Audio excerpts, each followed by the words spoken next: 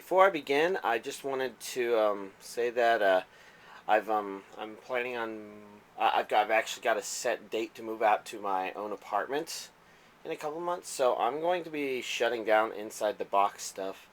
I know that's going to be unfortunate for a lot of y'all, but it has to be done since I want to get the DVDs boxed up before um, I go, so that I don't have to worry about that as the date comes closer.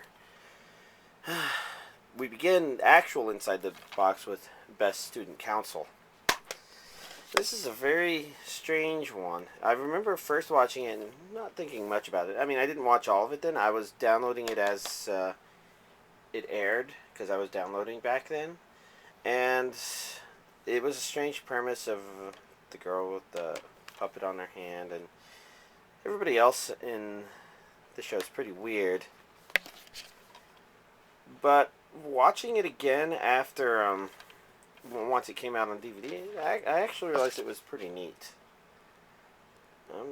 Kind of hard to explain exactly why, I guess.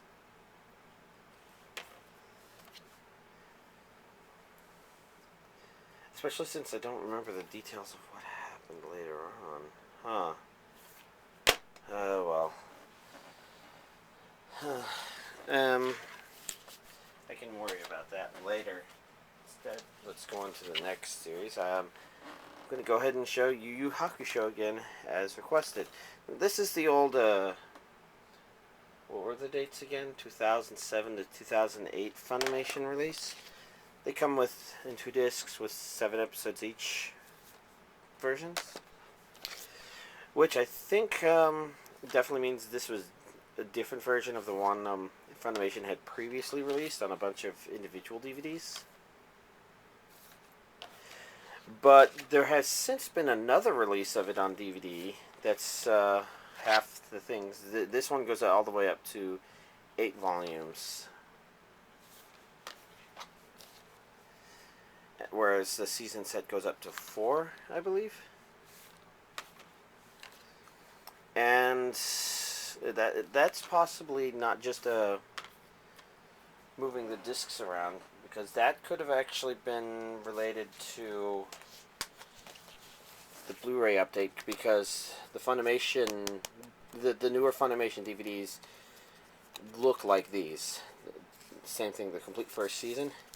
It's possible that the video has been severely cleaned up a lot, like I've been saying that they are on these DVDs, or on these Blu-rays. I don't know for certain, since it's also possible they just repackaged DVDs. It'd be nice if somebody could say yay or nay, but I guess most of y'all out there probably don't have both the DVD and the Blu-ray version. So even if it is cleaned up, you don't really know if it's cleaned up in a noteworthy way or anything like that. One of these days I'll give comparison shots. 3 seasons are all that have been released thus far.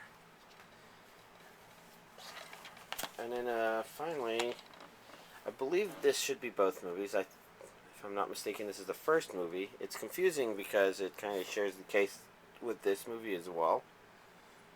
It's a Media Blaster thing. Real confusing. And then this should be movie 2, I believe, based upon the artwork and the subtitle looks... I don't know. I should be able to figure it out once I get through all of that stuff. This one was actually released by U.S. Manga. So Yu Yu Hakusho has been broken up by the 3 companies. Split up by those 3 companies. It's kind of interesting. And out of all the stuff that I was asked, that was the only new stuff. Well, Yu Yu Hakusho has been updated. So, the question is, with this being my last anime DVD collection update inside the box segment for the next couple of months, I should probably show something... I should choose something else, something simple. And I decided to go ahead and choose The Melancholy of Haruhi Suzumiya. Simply because the movie came out recently, and this anime is a good candidate for actually working its way onto my top favorites list, thanks to See, it's really interesting. There was conversations going on today on Reddit about sideways art like this when I realized, oh, Haruhi's like this too. So that's all of season 1. For those of you unfamiliar with the concept of Haruhi Suzumiya, I guess I don't really want to try and explain it myself since it's kind of hard to. You can explain it in a really thorough way, but it's hard to do it without spoiling. So there's a question of how much information to give, and instead I can just mention that if you get the DVD release like this, the complete season 1, you may notice that it isn't as exciting near the end or something. The reason for that is because season 1, as it's released on DVD, tells the episodes in mostly chronological order, with one strange exception of starting out with an episode that y'all might actually not care about until you actually watch the series. In fact, that was my opinion, other than the fact that it was amusing that something like that had been animated. But the basic idea is the 0th episode, or rather the first episode on the DVDs, is a video that these people made for the art festival. And I don't think it makes sense to show it then, but anyways, this is in a chronological order, which basically means the pacing of reveals is very different than what was originally aired. But at the same time, I don't really complain about it too much because it was still very entertaining to go through.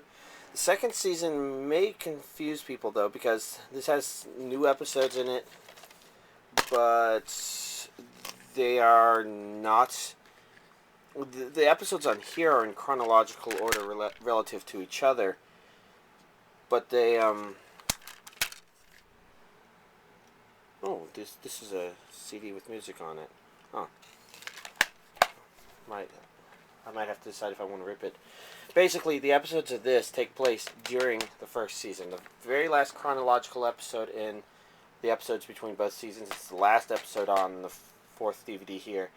So, the second season takes place in the middle of that. It's probably also worth mentioning the second season is rated considerably lower, and that's because it's essentially 3 storylines, one of those being the notorious Endless 8, which I've actually got a lot of respect for, but I'm not going to go into too many details here. If you're the kind of person watching it and you don't want to be bored out of your fucking mind and you want to get through the stuff, perhaps watching just the first and last episode of Endless 8 would work. But if you're a completionist, that probably won't. And then, of course, the chronologically latest thing, the disappearance of Haruhi Suzumiya, which, as I've mentioned, was good enough to make me actually consider moving the entire series much higher on my list. And finally, last but not least, I haven't watched this yet, but there's The Melancholy of Haruhi-chan Suzumiya and Nyoran Churia-san. It's web episodes, and I think you can see up there she's scrolling out of a YouTube bar, or YouTube thing, and there's 2 volumes of it. I think only the 2 volumes have been made or released. I should really watch these and figure that out for sure. Anyways, I think The Melancholy of Haruhi Suzumiya is a good place to kind of put Inside the Box on hold. Again, I'm planning on resuming it again once I move into my new place. The exact date for that is hard to determine. I gain access to the apartment on December 6th, but when I move in is largely a function of how livable that place is, and that's mostly determined by when I can hook up internet. And there's not this big rush for me to move out because I'm moving out of my parents' house, so anyways, there you go. That's going to be the last Inside the Box for a while.